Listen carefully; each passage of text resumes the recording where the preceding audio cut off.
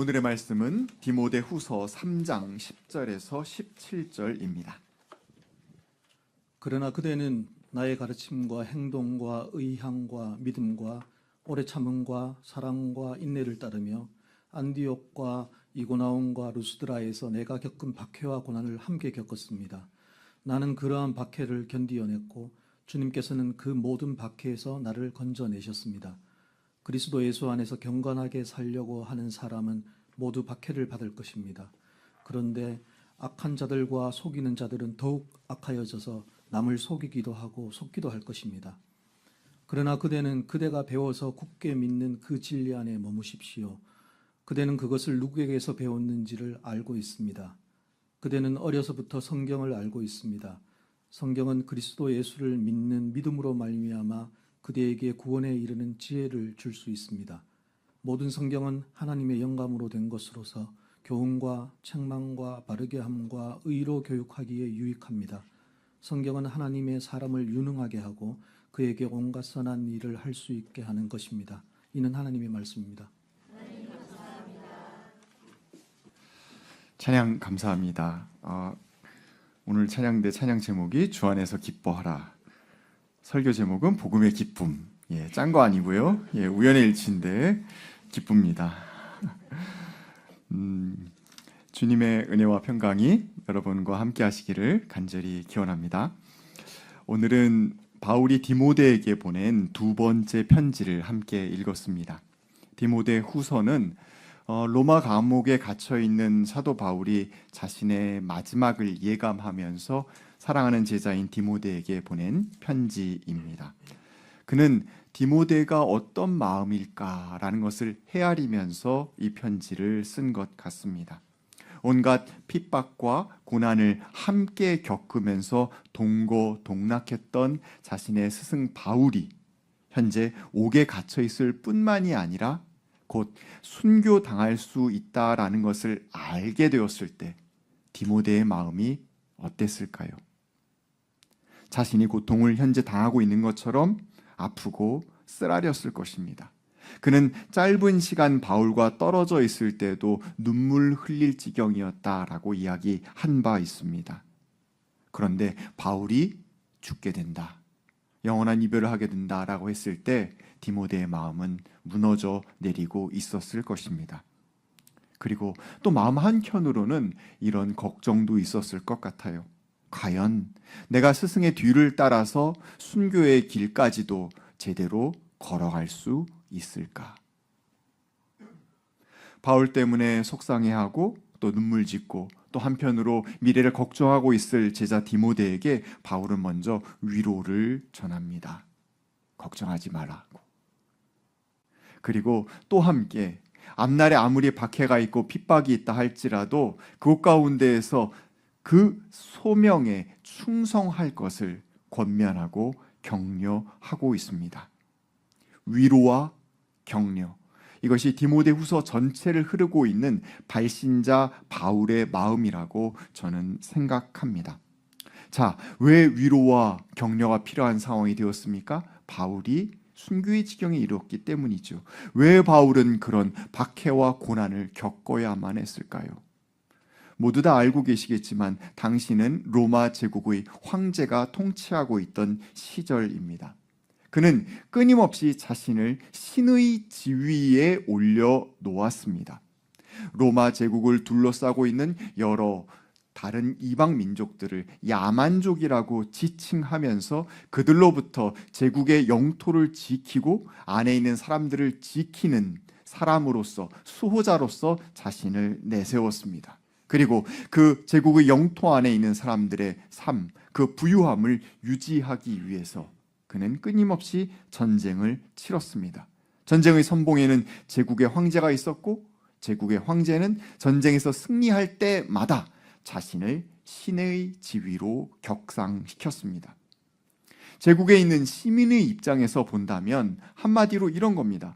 내가 오늘 저 야만족으로부터 수탈당하지 않고 잘 살 수 있는 것은 로마 황제 덕분이구나 라고 생각한 거예요. 내가 오늘 저 수도교를 지나서 물을 끌어다가 물을 마실 수 있는 것도 로마 황제 덕분이구나. 내가 오늘 의식주를 해결할 수 있는 것도 로마 황제 덕분이구나. 내가 오늘 로마 시민으로서의 계급을 유지하고 살아갈 수 있는 것도 로마 황제 덕분이구나 라는 생각을 계속 가질게 하는 것, 그것이 바로 로마 황제가 정치적인 행위를 하면서 꾀했던 일입니다. 이렇게 사람들에게 실질적인 안전과 이득을 주는 것, 이것을 바로 당시 사람들은 로마 황제의 유앙겔리온이라고 표현했습니다. 여러분 잘 아시는 복음입니다. 자신의 정치 행위를 구원의 행위로 격상시키고 그 모든 것들을 사람들에게 베푸는 신의 지위 위에 올라서 칭송받으면서 로마 황제는 자신의 즉위식도 신의 자리에 오르는 것으로 꾸몄고, 그리고 자신이 승리하여서 개선하는 행진도 승리의 신이 이끄는 사건으로 격상시켰습니다. 그리고 그것을 저 세상 끝까지 다 알리는 일을 무엇이라고 했냐? 복음 선포라고 표현했습니다. 우리가 교회에서 요즘 흔히 사용하고 있는 복음 선포라는 표현은 당시에는 매우 정치적인 표현이었습니다. 로마 황제가 독점해서 사용하고 있었던 그 제국 안의 시민을 위해서 자신이 무엇을 하고 있는지를 드러내기 위해서 사용했던 정치적인 용어였던 것입니다. 이런 시대의 주류에 정면에 맞선 사람들이 있었으니 그들이 바로 그리스도인들입니다. 그리스도인들에게 보았을 때는 자신들이 누리고 있는 모든 혜택이 로마 황제 때문에 받는 것이라는 판단을 동의할 수가 없었던 거예요. 나의 하루하루를 책임지시고 보호하시며 이끄시는 분은 로마 황제가 아니라 하나님이기 때문입니다. 그리스도인들이 내세우는 증거는 명백했습니다. 애굽 제국에서 탈출한 백성이 광야에서 목마를 때 단물을 공급하시는 분은 누구시냐? 하나님이십니다. 만나와 메추라기로 먹이신 분도 하나님이십니다. 먼 과거에만 그랬나요? 아니요. 5,000명이나 되는 무리가 로마의 압제에 신음하면서 내일 어떻게 살아야 될지 몰라서 헤매고 있을 때 그들을 치유하시고 그들을 가르치시고 그들의 배를 채우신 분, 그분이 바로 주님이십니다.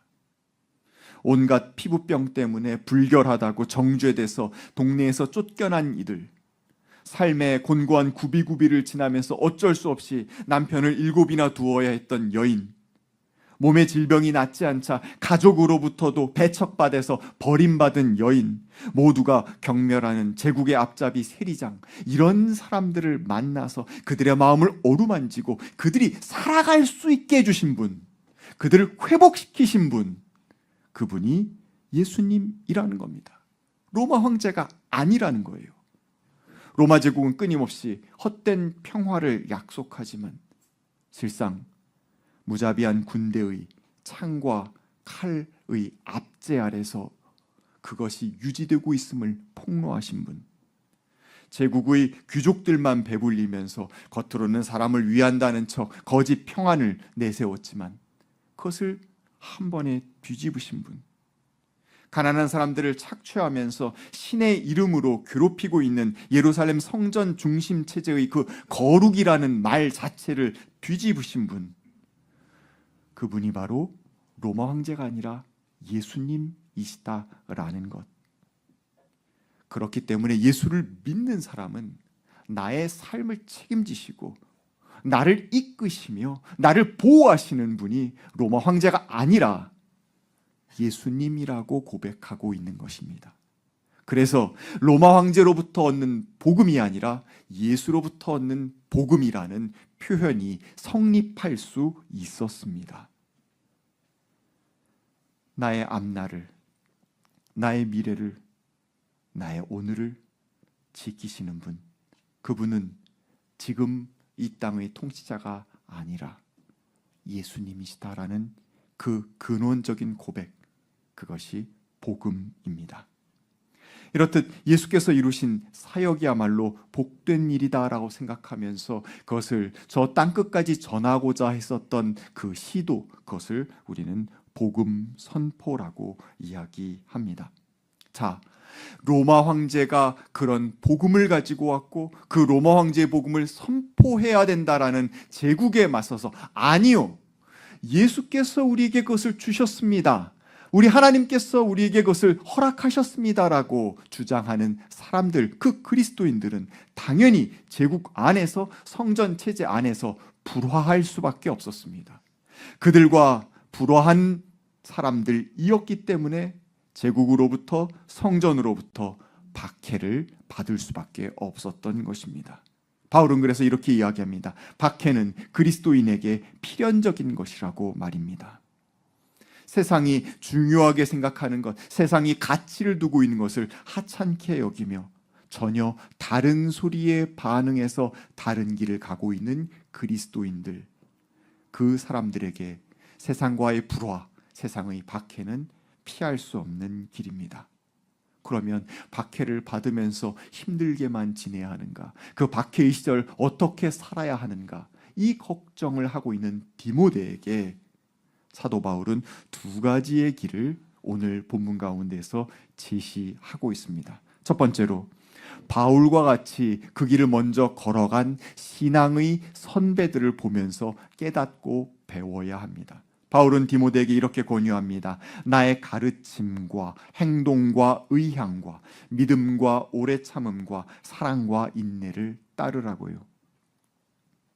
이것이 가리키고 있는 바를 바로 그 다음에 들려줍니다. 안디옥과 이고니온과 루스드라에서 겪은 박해와 고난에 사도 바울이 어떻게 대처했는가입니다.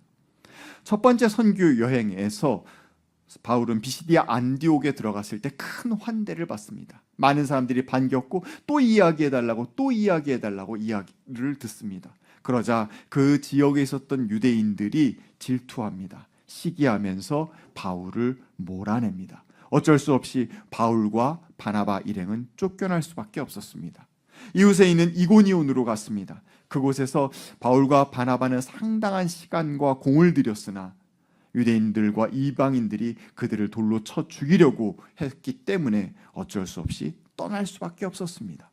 루스드라에 이르러서는 더 심각했습니다.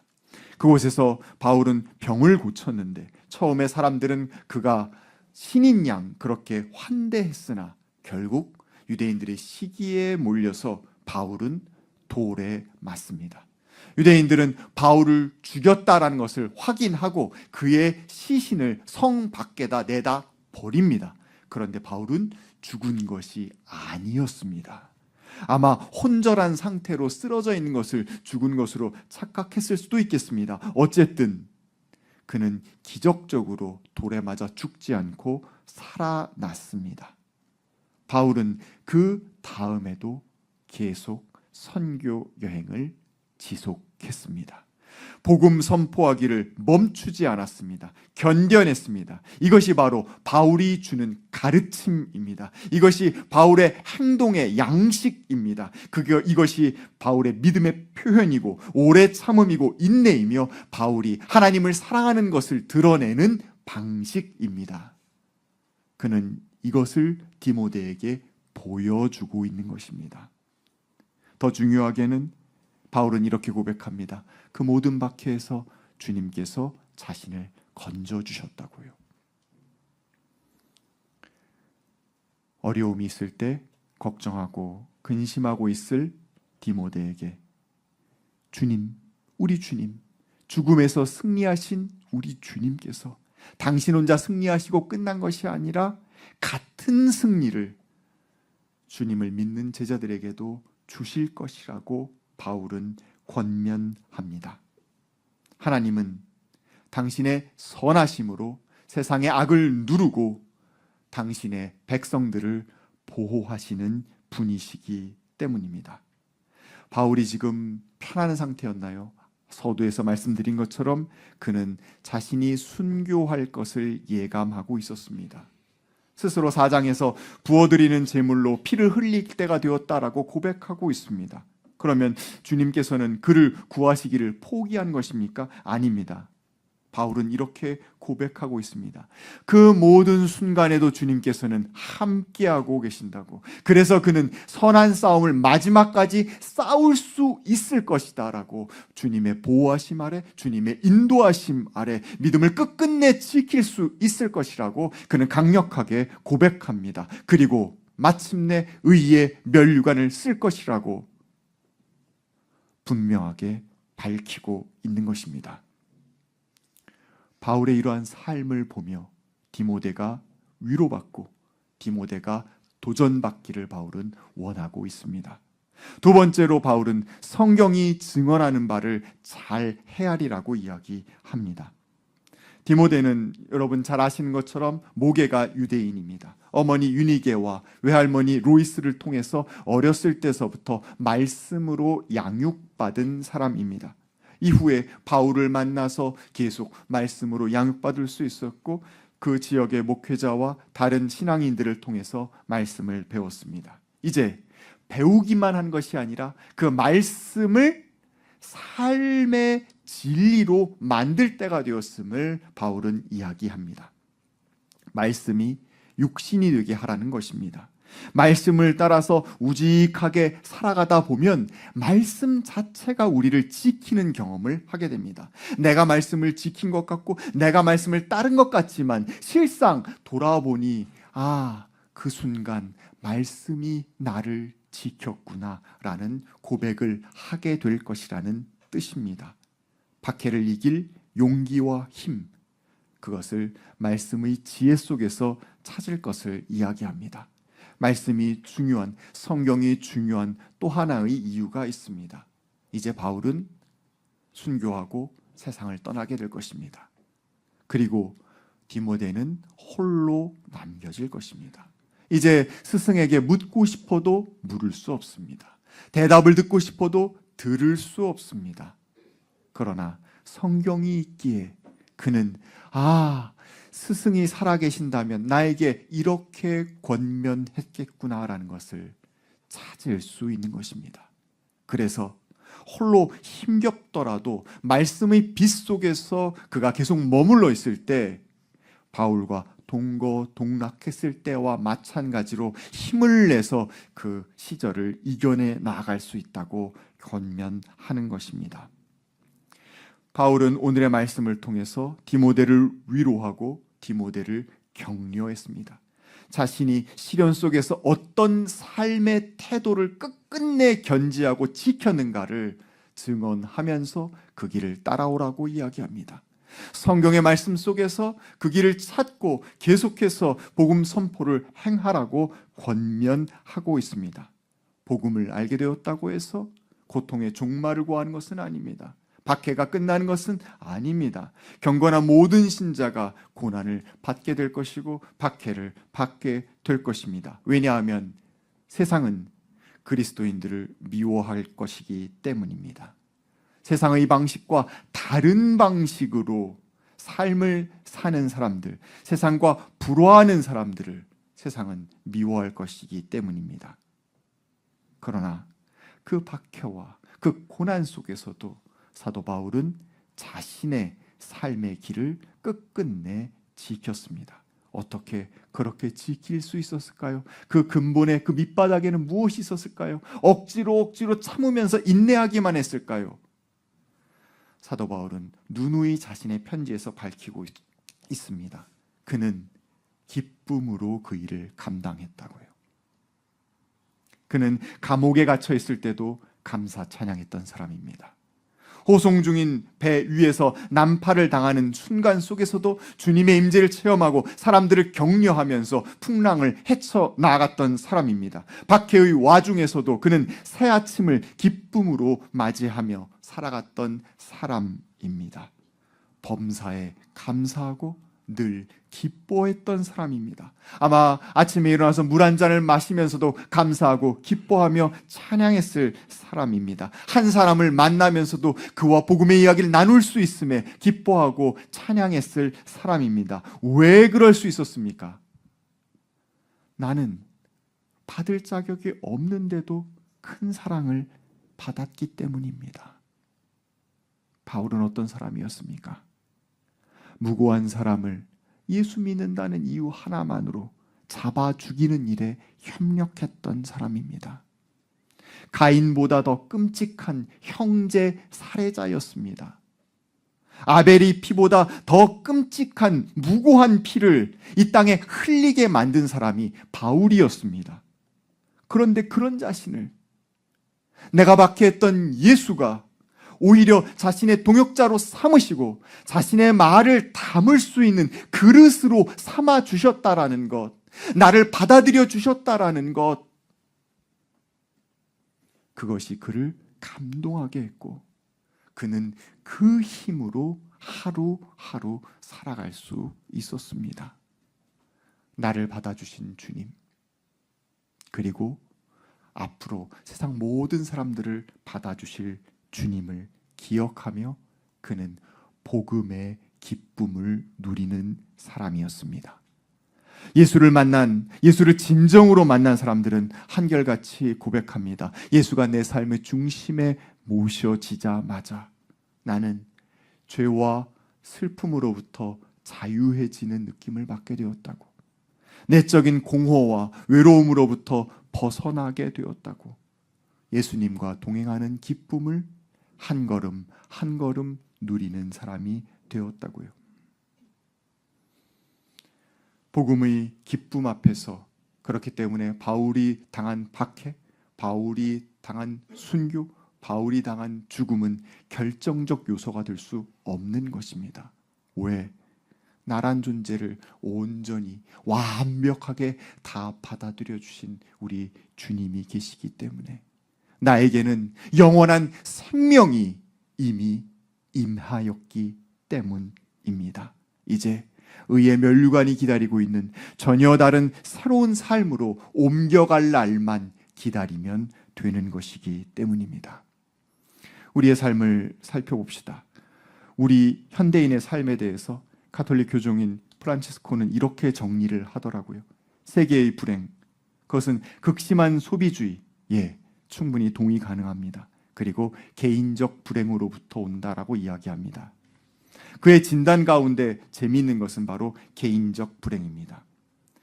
안이하고 탐욕스러운 마음과 피상적인 쾌락에 대한 집착이 우리를 힘들게 하고 있는데, 그러면서 우리는 자꾸 고립되고 있다라고 이야기합니다.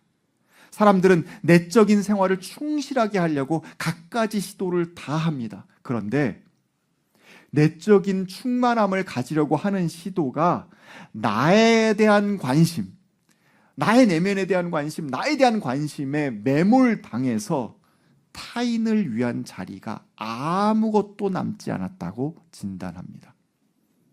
다른 존재에 대한 자리가 내 안에 없어졌다라는 거예요. 가난한 이들이 들어올 자리가 없는 마음에는 하나님의 목소리는 들릴 수 없고 하나님의 사랑의 고요한 기쁨 또한 존재할 수 없다라고 이야기합니다. 그렇습니다.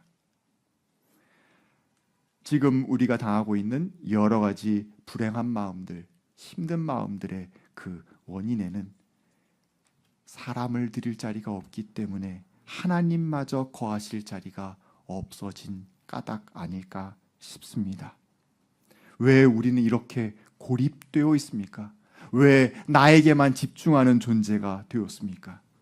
주님께서 나를 온전히 받아주실 거라는 것을 신뢰하지 못하기 때문입니다.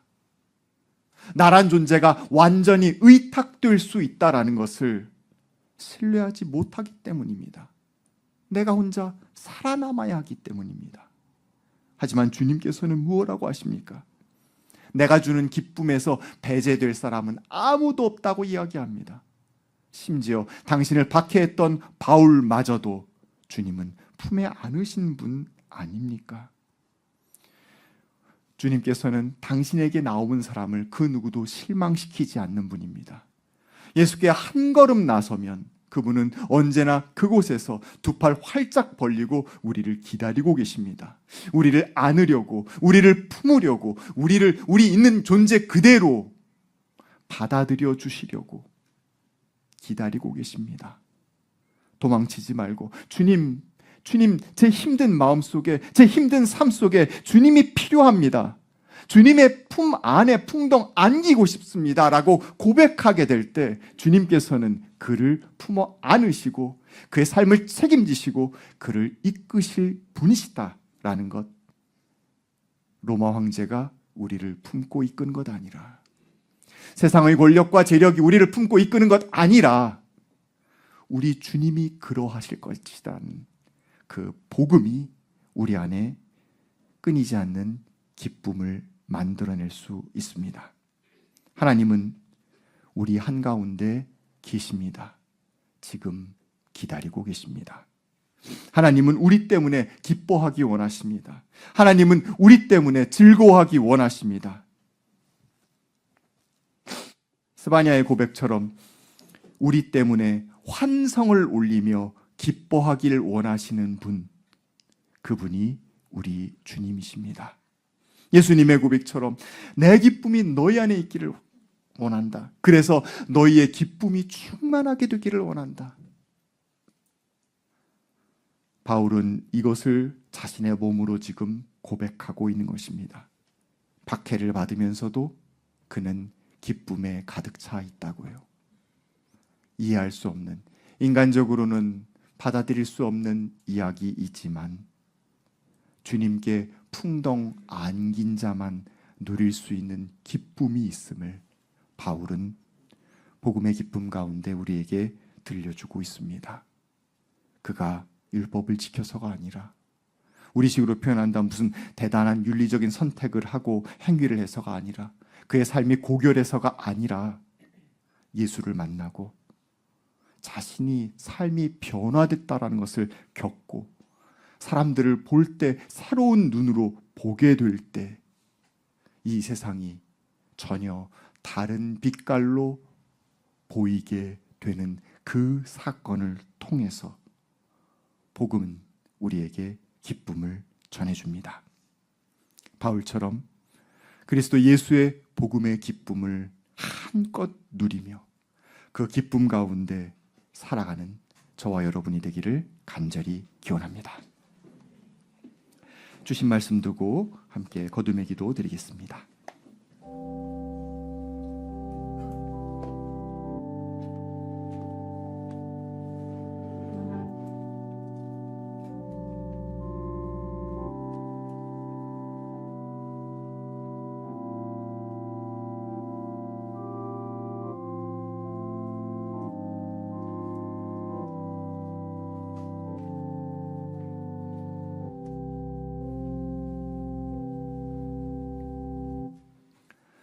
사랑의 하나님, 우리가 의지하고 있는 것, 우리가 기대고 있는 것이 무엇인지 스스로 질문합니다. 주님입니다. 주님께 모든 것을 맡기고 주님과 함께 살아가고 싶습니다. 주님, 우리의 삶을 책임지시고 우리를 마지막까지 이끄실 주님,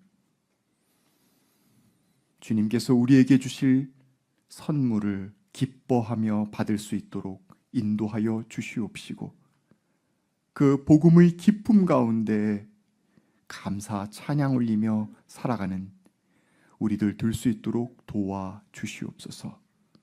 우리 안에 깃든 복음이 우리 내면만 적시는 것 아니라 흘러 넘쳐서 세상을 적시고 사람들과 함께 나누기를 원합니다. 복음의 기쁨이 가득한 이 땅 될 수 있도록 주님, 우리를 주장하여 주시옵소서. 예수님의 이름으로 기도하였습니다. 아멘.